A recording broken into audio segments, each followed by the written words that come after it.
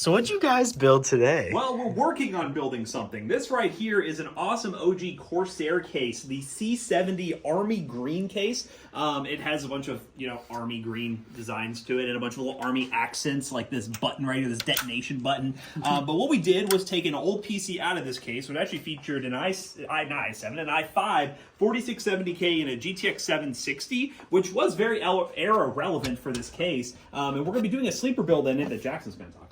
Yeah, and just for fun, I did repaste the 960, 760. We're both just struggling with it, but this is going to be a nice build somewhere else. We're probably just going to put it in like an older, cheaper case because this still definitely has some life left to it. We're not just going to throw away these parts. But this new build though, which is going to be like an ultimate sleeper, is going to be in the C70 case. We're doing an i5 13600K. We got to stay true to the i5 vibe of the case. An RTX 3070, an Asus TUF Gaming Z790 Plus Wi-Fi, a Corsair MP600 500 gig Gen 4, Corsair Vengeance RGB Pro 32 gig 3200 megahertz. We're putting in a Corsair RM750E fully modular power supply.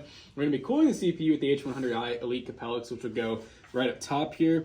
And then it is going to get a couple of extra Corsair RGB fans inside of it. So it's definitely going to be a really sweet looking build. We'll probably set the RGB to like a green, which I think will look pretty cool. But yeah, that build will be available for $1,800 at PC Bros. So yeah, stay tuned for that. We'll probably be doing a short or a long form video about the finished product of this PC, but very excited to put together this sleeper.